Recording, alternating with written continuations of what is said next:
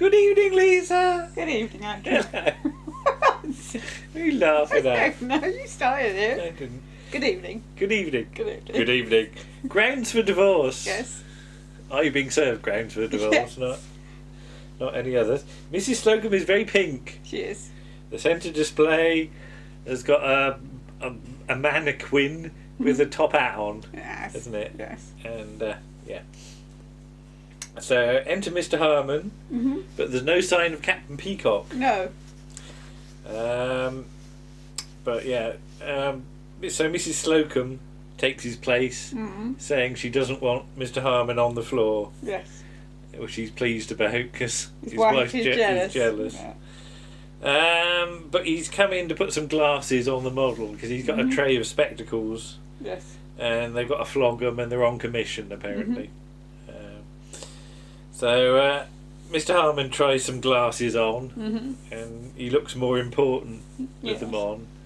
Although at this point Captain Peacock arrives and still tells him to get off the floor, so they're not that brilliant. Captain Peacock disapproves of everybody gathering in the centre for a chat as well. Yes. But they say how they were worried about him and were sort of talking about him and thinking about whether to phone the hospital or the police or the dog's home, wasn't Yeah, it? Bassy dog's home. And he says he's not that late. It's only 8 minutes past 9. So Mr. Harmon is sent away. Then the phone goes. Menswear. Yes. And it's Mrs. Peacock. Yes. And then everybody starts earwigging, don't Yes, they? they do. Sort of slither as close as they can. And he says something about he'll decide at 5 o'clock or something. And Mr. Humphries and Mr. Spooner are just always too close, aren't Wow, they? he 'Cause keeps getting them to move and they're still too close. lurking. Yeah. And he tells them to go back behind the desk. So they do immediately in front of him. But Mrs. Slocum, after the phone call, she says, if you're in any trouble, we're all behind you. In comes Mr. Rumbold,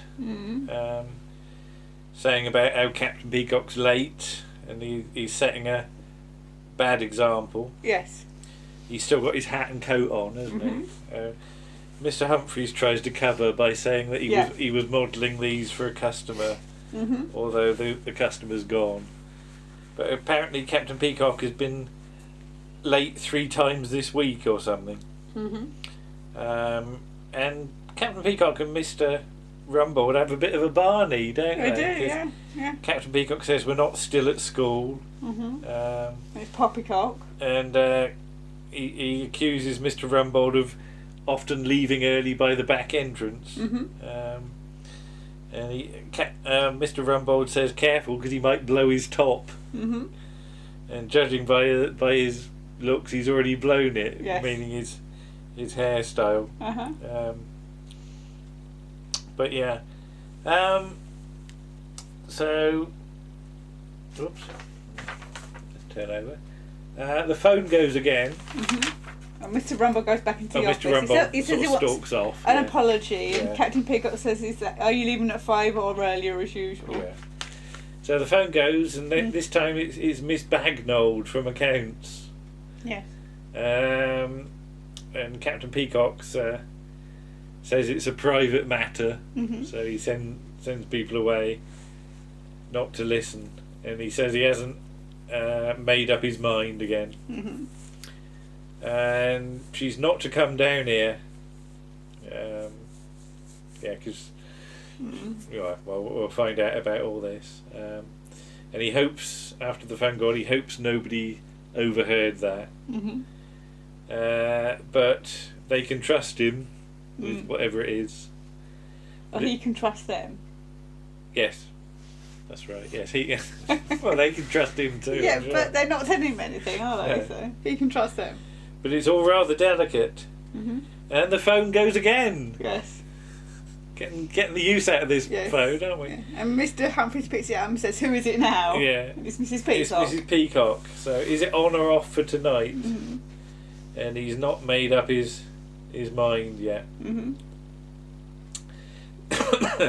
So they surmise that he and Mrs. Peacock are not on the best of terms. Yes. It's a different Mrs. Peacock this time, different actress, I think. Is it? Yeah. All right, okay. It was Diana King before, and it's Diana Lambert this time. All right, still called Diana. Yes. Though. Yes. It's like Bewitched, isn't it? Yes. You know, yes. you've got to have a dick as your husband in Bewitched. We'll be doing. Oh no, I won't say any more on that subject. Yeah. Shush. I didn't say anything. Yeah, soon be October the 31st though. Mhm. But yeah, Mrs. Slocum says about you can always tell when something's troubling a man because he looks furtive. Mhm. So clearly there's something worrying Captain Peacock. So has he got problems at home? And it seems he's sort of known Miss Bagnold before, possibly. Mhm. And Miss Brahms wants to know whether known her means socially or in the biblical sense. Mhm. But Mrs. Slocum says about how when you sort of reach middle age and you feel the chill wind of autumn, you know, you can go a bit wild. Yeah, she also says when Miss Brahms says about, you know, socially or in the biblical sense, she says it's much the same thing these days. No, that's true. But yeah, when Mrs. Slocum felt the chill wind of autumn, she just put thicker knickers on. Right. You're a bit cold today, yeah. A little bit. Yes, a bit colder today. Yeah. It is the chill wind It of autumn. is the chill wind of autumn. Yes. Yeah. Yes. But Miss Bagnold arrives in the lift, doesn't she? Mhm. She just goes, Stephen. He goes up to see He her. goes up doesn't to he? see her. Mr. Humphries has to take the floor, doesn't Yes. he? And then she just sort of pounces on Yeah, him she in the drags lift. him into the lift, doesn't she? So. And she's all like, there's all that arms and hands Yes. everywhere, isn't Mhm. it? She sort of gets a good old grip, doesn't Yes. she? Yeah. And this is all a bit like Dallas, isn't it? So yeah, apparently she joined accounts to be near him. So what can they do? Well, they should have a chat with him in the canteen to discuss his problems. But maybe it'll all be over by coffee time. But then the lift doors open and they're still at it. Yes. It's more that she's at it, isn't Yes, it? he's sort of just Flailing. a bit. Yeah. Yeah. But in the canteen, so Mrs. Slocum starts to have a sort of heart-to-heart with him. You know, would a woman's opinion be good? And apparently they've been married for over 30 years. Mrs. Peacock, this is. Yes. Not Miss Bagnold. Yeah. Apparently, yeah, married for 30 years, and you can expect lots of ups and downs, although towards the end of Mrs. Slocum's marriage there were hardly any ups. Yeah. But he doesn't care who knows, except although Mr. Spooner's not included in that. Yes. So Mr. Spooner has to put some buns on his ears. That's just stupid, isn't it? Although he does end up looking like Mr. Rumbold a bit, doesn't he? Although the description of he looks like an underdone hamburger. But yeah, Mrs. Peacock wants a divorce. No. Captain Peacock. Captain Peacock wants to give her a divorce. Yeah, she doesn't want one. It might be better for her. Because he's not as gay and carefree as he used to be. And he met Miss Bagnold at the golf club, where they had an enjoyable foursome. And she had the same handicap as him, by which he doesn't mean being married. No. But she had a job at the Midland Bank, where he had an account, and he was always at her window, apparently. Yeah. And in the end, everyone sort of knew about them, because it was the listening bank. So then he opened an account in NatWest. And then he talked in his sleep about his account number. But his wife wants to forget everything, doesn't she? But he says he's been a swine. So what was the suggestion? He could join the Foreign Legion with a tough bunch of men, and Mr. Humphries has thought about this in the past. But he's got to make the decision today. So enter Miss Bagnold, who's told not now, and she says she will wait for him forever. Mm. I mean, don't care who knows it. And she says about how her heart trembles when he takes her hand. And at this point, go on, do it. Oh, so she starts sort of she running her fingers. His hair. Rustles or ruffles? Ruffles. So she sort of does this. Mine isn't doing it, is it? Hang on. Let's see if we can get the end result. Because it's all sort of stood up at the end like that. If I hold my hand up. It's not quite that much, but... yeah, it's a bit like that, isn't it? Yes. Yeah. Deary me, the things I do. I've lost my place now. And then she has another snog, doesn't she? She sort of pins him to the table, and he sort of starts banging his hand on the table. Yeah. And was it Miss Brum says she's got a submission, like in wrestling. Oh God, I keep losing my place. Getting overexcited. No, hardly. But yeah, yeah, he's all sort of ruffled at the end, isn't he? Though, yeah. But how can they deal with it? Maybe if she found him with another woman, she would see how shallow he was. Yes. Or something like that. Yes. But yeah, you've got to be cruel to be kind. Mm-hmm. And Mr. Spooner knows all about this because he's had to get rid of birds on many occasions. Now, Miss Brums doesn't believe this, does she? And he says they were banging on the door every night, to be let out. So maybe if he was kissing Mrs. Slocum in the fitting room in a passionate embrace, and it would have to be Mrs. Slocum because Miss Brahms looks too easy. Yes. And she smacks Mr. Spooner, doesn't she? And then, was it Mrs. Slocum sort of looks unobtainable or something like that? And doesn't he get another smack or something? Yeah, it says something about that, why would anybody want to? Yeah. He gets another smack for his pains. Well, quite literally. So, maybe speak to Mr. Rumbold and get her moved to another branch. And Mr. Humphries wonders how you get them into this state or something. Yeah. So in Mr. Rumbold's office, Mr. Rumbold says that he can't transfer her without a good reason. Good reason. And Miss Belfridge says something about it's written on the wall of the ladies or something like that. And I like Mr. Rumbold's line to Miss Belfridge that they have to have it off as soon as possible. The way he's just so totally... Yes. He just delivers it straight, yeah, isn't it? It's just very well sort of fielded, that line. But yeah, Captain Peacock says he's had enough. And Mr. Rumbold thinks more than enough. So Miss Belfridge is getting a bit upset that Captain Peacock's getting all the ladies and not her or something. In comes the executive tea and biscuits. Yes. Captain Peacock's referred to as the Red Shadow. Or the Robert Redford of ready-mades or something. But he's in an untenable position. But Miss Belfridge says, "I'll stand by you, Stephen," and sort of jumps on him as well. And Mr. Harmon just sort of is there with his gob open. Yeah. So back on the shop floor, they're going to get Miss Bagnold in under the pretence of getting some change for the till or something. Don't know why.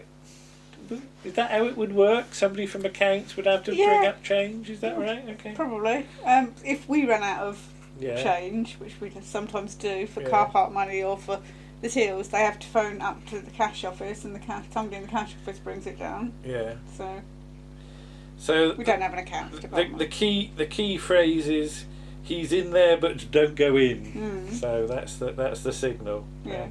But Miss Mrs. Slocum wants to practice. Mrs. Slocum is very keen on practising to make it as realistic as they can. Yes. So she says, "Do you want it on the floor or standing up?"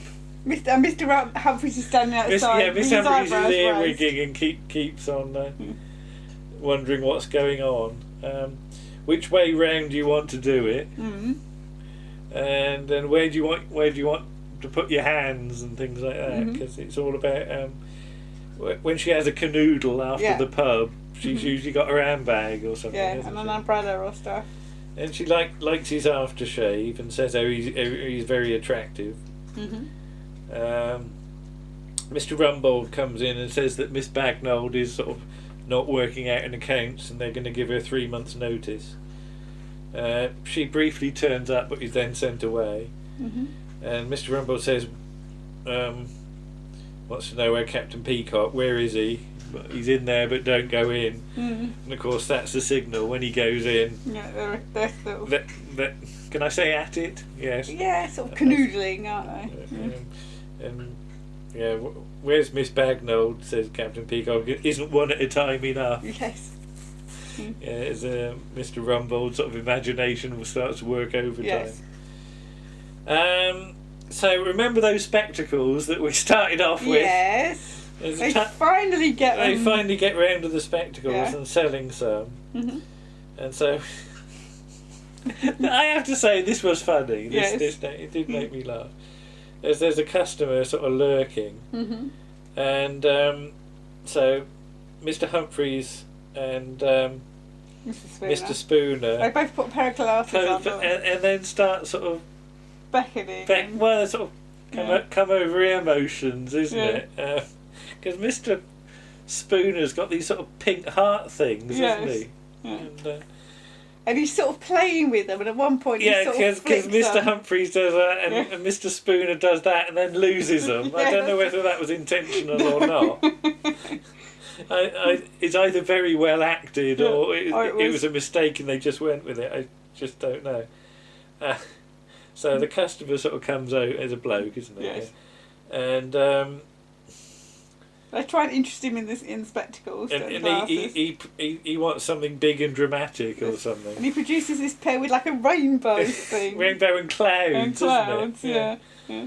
And sort of very Elton John. Yeah, and Mr. Humphries likes them and he can have them for £5. Yes. And he says to get Mr. Spooner. Get rid of Mr. He's cramping your style. Get rid of him, he's bad for your image. Yes. So, but Captain Peacock's been muttering to himself, "Shall I or shan't I?" And his wife's coming in. At 5 o'clock. At 5. So then Captain Peacock sort of puts on a pink hat, doesn't he? And he puts on a pink pair of glasses first, and glasses, And he wants to have a look in the mirror. Then he tries on a hat with a bow, which apparently he puts on the wrong way round, but I didn't... Yeah, the bow should really go at the back. Should it? Yeah. Oh, right, okay. How do you know it's got a bow on then, if you're looking at it? It's not for you to look at, it's for other people to look at. Around the back? Yeah. I don't know. Hats are for other people to look at you and admire. Yeah. Okay. And he wants some tights as well. And Mr. Humphries is watching all of this, and he's sort of putting 2 and 2 together and making 5, isn't he, really, at this point? Yes. So he goes over to try and talk Captain Peacock out of it or something. Then he wants a smart skirt, short, up to about, up to sort of mid-thigh. So. Is that there? I can't show it. You can't tell on the camera. There. Okay. I can't tell if that's right or not. No, I don't know. But Mr. Humphrey says, not to there, it's not fashionable or something. Yeah. Then he wants a blouse. And first of all he sort of picks a see-through white one. And he puts it all on the cat, and then he gets a sort of black, sort of shimmery thing, isn't it? Sparkly one, yeah. And he goes off the tights and wants a black frilly suspender belt to go with stockings. Miss Brown says the black frilly one's rather common. He says, but fun. But yeah, so they think it's the only way he's going to get a divorce by doing all this. Although it could be used on a wild weekend in Brighton. I don't know about that. But yeah. So yeah, in comes Miss Bagnold, and Mr. Humphries says it's a busy Tuesday. Yeah. So is this the week after? I don't know. How has he been late 3 times if it's a Tuesday? Unless he was late back from lunch as well. Maybe. On Monday. I don't know. Oh, he was late. I don't know. I don't know. So Stephen's in the fitting room, and I said audience reaction. What was that to? Or is that just because she? Oh, that's because he comes out in the full gear, doesn't it? Yeah. So he comes out in the full skirt and blouse and hat and everything. Yeah. And there's a big audience reaction to that. That's right. Yes. Yeah. And she goes, she never wants to see him again after seeing him like that. To which he says, "Thank heavens for that."